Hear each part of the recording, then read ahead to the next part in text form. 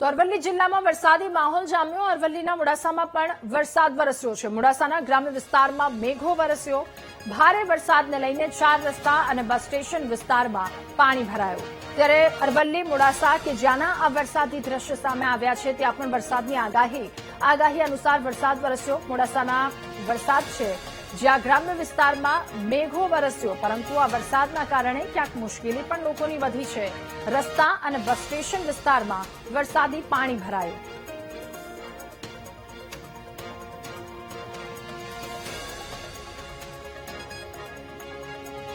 તો 4 રસ્તા કે જ્યાંની આ સ્થિતિ છે સતત વરસાદના કારણે અરવલ્લી મોડાસા કે જ્યાં ભારે વરસાદના કારણે રસ્તાઓ જળમગ્ન બન્યા છે। રાહદારીઓ લોકો મુશ્કેલીમાં મુકાયા છે। મોડાસા અને ગ્રામ્ય વિસ્તારની આ પરિસ્થિતિ છે। ગુજરાતભરની આ સ્થિતિ, જો કે આ વિસ્તારોમાં ભારે વરસાદની સંભાવનાઓ વ્યક્ત કરાઈ હતી, અનુસાર મોડાસામાં પણ વરસાદ। અરવલ્લી જિલ્લાની અંદર હવામાન વિભાગ દ્વારા જે રીતે વરસાદની આગાહી કરવામાં આવી હતી તેના પગલે અરવલ્લી જિલ્લામાં વહેલી સવારથી જ વરસાદી વાતાવરણ જોવાઈ રહ્યું છે। અરવલ્લી જિલ્લાના જે બાયડ, ધનસુરા, સાટમા સહિત વિસ્તારમાં ધોધમાર વરસાદ ખાબક્યો છે। ખાસ કરીને બાયડમાં જે 3 ઇંચ જેટલો વરસાદ ખાબક્યો છે, સાટમામાં 2.5 ઇંચ જેટલો વરસાદ ખાબક્યો છે। વહેલી સવારથી જે રીતે હવામાન વિભાગ દ્વારા જે વરસાદની આગાહી કરવામાં આવી હતી તેના પગલે અરવલ્લી જિલ્લામાં સાર્વત્રિક વરસાદ વરસી રહ્યો છે અને જે રીતે મોડાસામાં જે વરસાદ વરસ્યો છે તેના કારણે મોડાસાના 4 રસ્તા જે વિસ્તાર છે તે વિસ્તારમાં પાણી ભરાતા વાહન ચાલકોને હાલાકીનો ભોગ બનવો પડી રહ્યો છે। Rakesh odd, VTV news, Aravalli.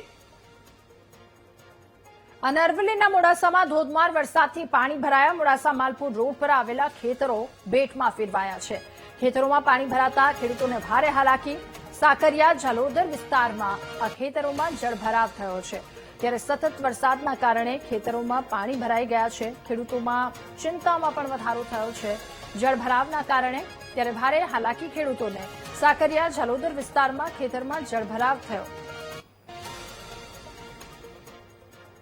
Aravalli જિલ્લાની અંદર જે રીતે હવામાન વિભાગ દ્વારા જે વરસાદની આગાહી કરવામાં આવી હતી તેના પગલે અરવલ્લી જિલ્લાના જે 8 તાલુકા છે તે 8 તાલુકામાં સાર્વત્રિક વરસાદ વરસી રહ્યો છે। ત્યારે આપણે હાલ જે માલપુર મોડાસા હાઈવે છે તે હાઈવે ખાતે છીએ ને ત્યાં જે હાઈવેના જે બાજુમાં આવેલા જે ખેતરો છે તે ખેતરોમાં જે વરસાદી પાણી છે તે પાણી ભરાયા છે।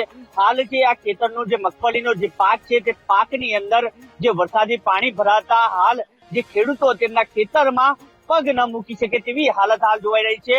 ક્યાંક ને ક્યાંક જે ખેતરના બાજુમાંથી જે પાણીનું વહેણ જે વહી રહ્યું છે તે એક ખેતરમાંથી બીજા ખેતરમાં જે રીતે વહેણ વહી રહ્યું છે અને જે ખેડૂતોનો જે પાક છે તે પાકમાં ક્યાંક ને ક્યાંક જે વરસાદના કારણે નુકસાનની ભીતિ હાલ ખેડૂતોને સતાઈ રહી છે। Rakesh odd, VTV news, Aravalli.